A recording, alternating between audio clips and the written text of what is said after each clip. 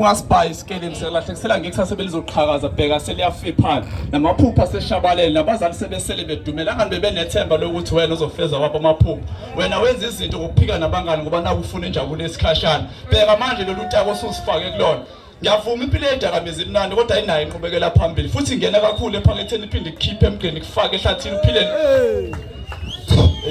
hey ma athi ngiqale phansi uthi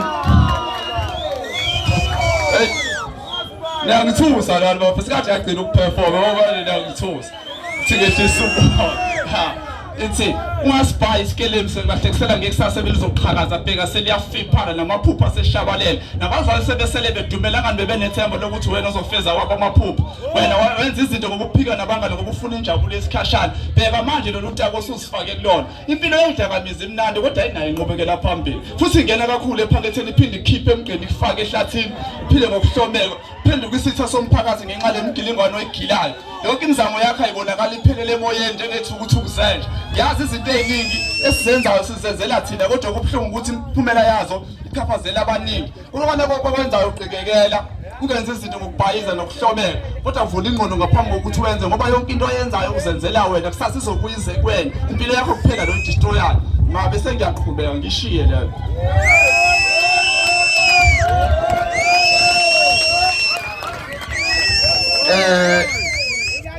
ithi lena education system stole my freedom. They give me this for freedom called democracy. How can I say I'm free when I'm still fighting for the liberation of mine? I'm the slave of my own mindset. I'm content within my situation. The struggle that I'm facing is only mine. No one else will fight this for me. Only the soul in me who reflect the truth about my freedom. Now I understand why they say education is the key. It was meant to lock me away from my freedom. It's all in the system: manipulation, distraction, corruption, driven by this politician who feed us empty promises that force us to be society. Now we can stand on our own, we depend on them. It's how they made us. I wonder who will take a stand and enlighten the nation about the truth that will set them free without expecting anything in return. No one I trust in the high position. They only give us an option to be the slave. So tell me, how can you say they set you free because even money won't set you free? They say liberation of mind is their freedom.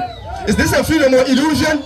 I'm sick and tired of this hypocrite lying to the nation. Progresso thina ngoba sithi siyakhuluma sivalelwa ngaphandle kuthiwa sihlaza siyahlambalaza. For specialist isithuzo ngabe befuna sithule sibabuke bephendula abantu izithuthi. Akusenani ngoba sonke singamasosha semzabalazweni wonke umuntu uphusha isimokolo. Njengesosha ngisaba ngithuki noma bengithuka bengibiza ngamagama ngeke ngenze lutho ngoba inhloso yami nempokophelo yami isekhanda lami. Futhi vele sinenhloso engafani kodwa sinephupho linye. Wonke umuntu ufuna ikusasa eqhakazile. Engizokwenza nje ukuthi ngiqondise imikhondo yami ngisenethuba. Ngithi mase ngiphumelele ngakhohlala kade ngishizila nabo ngicekele nesizulu lesayindlela yasikhanye kuze sikhule siqhakazile. Uma ngikhumbuza angizile ngokuzofuna udumo la kodwa ngize ngokuzovusa ingqondo ezilele ngikhuphule lamathemba sefadalene kuze sikhuphuke kanye zesifinyelele empumelelweni. Ingakho ngithi zabalaza sosha se sikhulule umqondo zabalaza sosha se sikhulule umqondo. Ngiyabonga.